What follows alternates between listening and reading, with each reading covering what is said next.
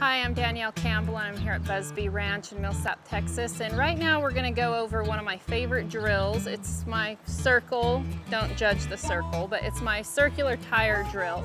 One thing I wanna say about drills before we get started though is drills aren't necessarily about a set pattern or, set obstacles that you go around. Drills are in your head. The only thing we do drills for is to reinforce proper body positioning and generally relaxation in our horses. So be creative, come up with your own. You don't always need barrels, you don't always need tires. You can use bushes, trees, round bales in the pasture if you live somewhere where they do that. Invisible objects on the ground. Again, drills are simply something we use to better our horses and even our own horsemanship. So you don't always need an obstacle. That being said, the reason I really like the tire drill more than anything else is the fact there are tires there. It gives me, the rider, a guideline of what I'm doing and where I'm going, and it also takes the anticipation away from a horse. So for example, if I'm on a young horse who maybe has never been around the barrels before, I can teach body positioning without a large barrel or even, a cone stands higher and is bright. A tire is pretty obsolete down there on the ground. It's basically a guideline for us. I can teach this horse proper body positioning and how to move his feet, giving myself a visual aid, but without him really associating himself to it. And as far as an open horse goes, or one that's already going around the barrels, I think it really helps to teach good body positioning and keeping a horse honest throughout a turn without anticipating the turn and diving in like they might a barrel. Like if you have a nice barrel horse and they know that they have to turn that barrel, so there's almost like you got a magnet and they're always sucking towards it, where with a tire you tend to lose that. So you can really focus more on what your horse's body is doing without the sometimes burden of having an actual barrel in the way. So that's how come I really like this drill. That being said, I set barrels up in all sorts of different patterns all the time and just make drills up as I go, because again, it's all about keeping it fun for the horse and their body position. So be creative when you do it. Just know the goal that you're trying to achieve and stay consistent and work towards it. Now, to the tire drill. There's a few different ways that I can do this, but it always starts out the same, and it usually starts out on a really, really green horse who's never seen a barrel and isn't super broke a lot of times. But basically what I'm gonna do, and I'm gonna walk while I talk just to start with, is I'm gonna pick a direction, and it's gonna be to the right now, and I'm basically gonna go around the outside of these tires, and I'm gonna turn every one to the right when I get to it. There's a couple variations you can do.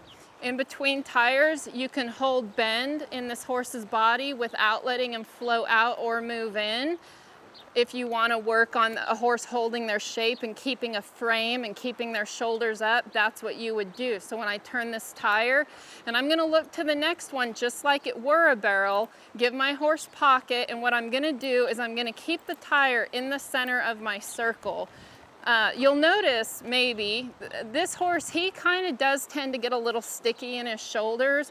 So this tire drill is especially good for him. And by sticky in the shoulders, I mean, he'll kind of, when I tip his nose, he's always wanting to fall to the inside of the circle. He doesn't always want to keep that shoulder up and moving forward. So we'll do this with him, make him hold this shape all the way through this next turn. The other variation you can do, and it kind of works, on multiple things with your horse, is coming around this, just like you're leaving a barrel. Let his head go. And then if you need to work on gathering one and getting him soft before a turn at the last minute, like you would a barrel run, then you ask to pick him up and get soft again right when you get there. So if you're on a super green horse, you kind of start off at a walk. But if you're on one that knows a little more, and sometimes you're gonna fumble your way through it, this exercise isn't always as easy as it looks. But again, we're focusing on body control. It's not near as much about the pattern as about what my horse is doing. So I want him to stay soft, round, And right now, I'm gonna go ahead and make this horse stay soft and round all the way to the next one. And I'll get after him if he goes to get stiff or fall in. Like, I'm not gonna allow him to make a mistake. I'm using this drill as a way to get my horse right. So I'm gonna make sure that he's doing everything exactly the way I want him to. I'm gonna go ahead and pick up a lope. I'm gonna let him lope a circle here or so around it while I talk. Ideally, I like to turn every single tire, but if one's bracy, I have a rule. I never let one start the turn if they're not soft and set up for the turn. I try to make turning a reward for having a soft body. So I'll skip a tire if they're being pushy and that. I'll make them go until they're soft and ready. But notice I'm gonna work on keeping that tire in the middle of my circle. If you want to work on acceleration out of a turn, you can treat it just like a barrel. Bring them all the way around and then cluck to them to get them to leave. If you're trying to get one to relax and be patient, you don't need to do that. There's so many things you can do with this drill. You just have to, again, know what you're doing, what you're looking for, and then use this tire drill to do it. But one thing it is gonna do is it's gonna teach them to stay soft, patient, fluid, always staying round in this circle. Gonna switch directions here, show off my lack of flying lead change abilities, lope him around a little. And by the way, I just stepped on him. You can tell he's a little fresh, he's 3 years old. But I'll do this at home as part of my warm-up. Like, this is exactly what I'll do before I work a horse. I have these tires set up and I'll bring him over here. He's not really wanting to come back to me. There he goes. So I'm not gonna let him turn until I know that I can get him collected and turn a tire, okay? It's not a speed event, and I'm dang sure not gonna let him do it if he's not gonna be in the right body position. So use my inside leg, get him soft, keep his nose coming around.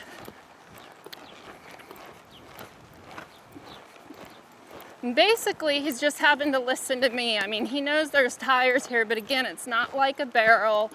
He's not having to, he's not associating this so much with a turn. He's associating this more with what my legs, my hands, and my body are asking him to do. And notice this inside hand is always staying in the same position. I'm not lifting across his neck. I'm not doing anything.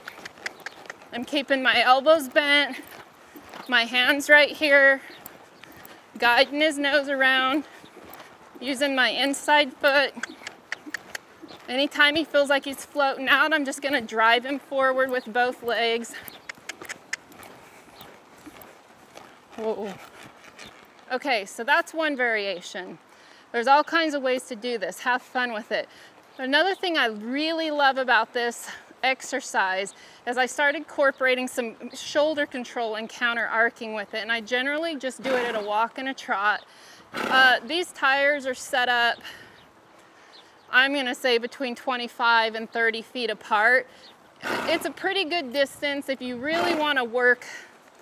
You can set them up 20 feet apart if you like, if you want to work on like quicker stuff and more foot action. Sometime if I'm doing figure eights, I will, but one thing I do with this a lot, and you kind of got to think your way through it, a lot of people struggle, but is I'm going to pick a direction, I'm going to pick which way I want to tip my horse's nose, and right now we're going to say that I'm going to tip his nose to the left.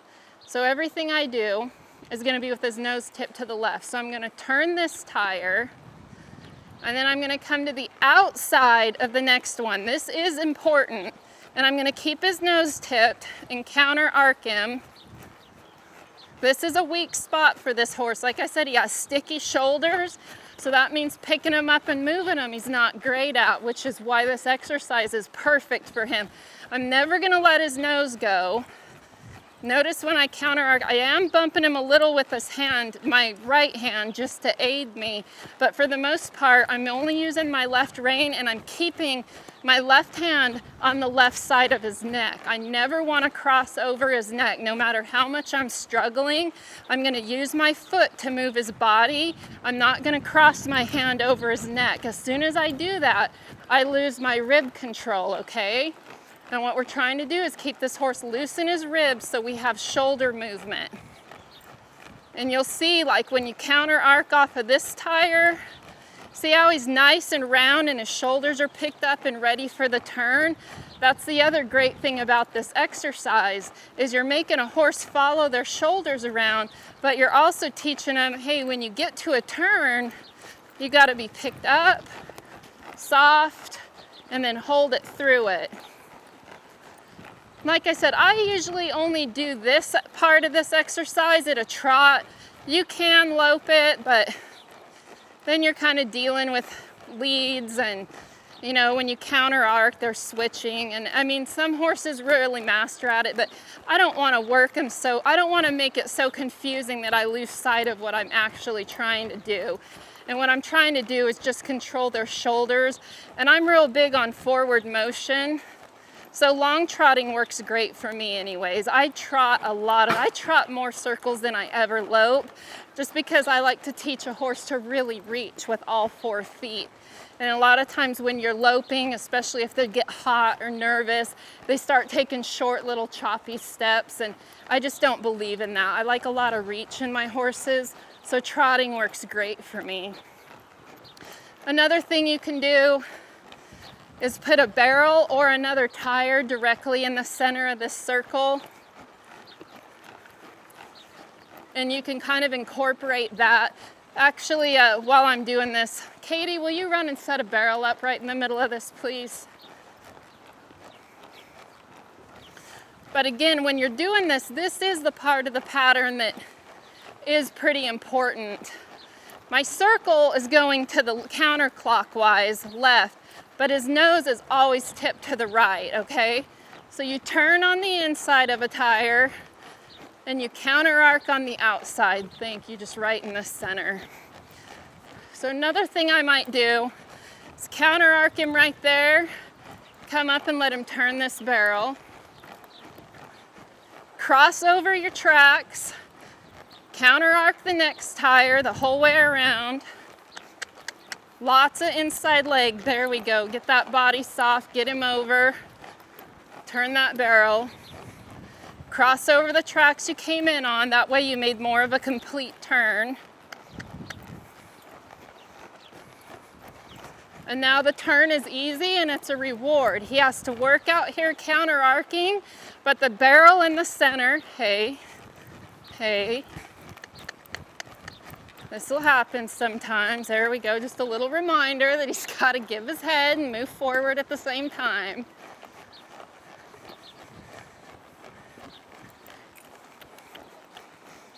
You'll see a lot of times, also like 90% of the time when I'm training young horses, I'm just in split reins and a snaffle. I don't always put martingales or, you know, headgear like that on them, because at the end of the day, I need him to respond off of my hands alone and the reins, because that's how I'm going to run him.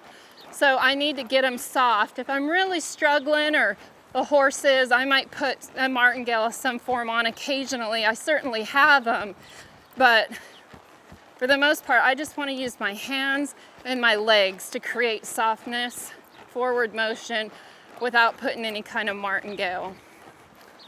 Another thing you can do is just kind of do some figure eights with these tires. I'm just showing you everything I do, warming horses up, keeping them soft, things I do with babies, things I do with open horses, doesn't matter. But notice every time I turn, it's the same thing. I'm teaching them by repetition.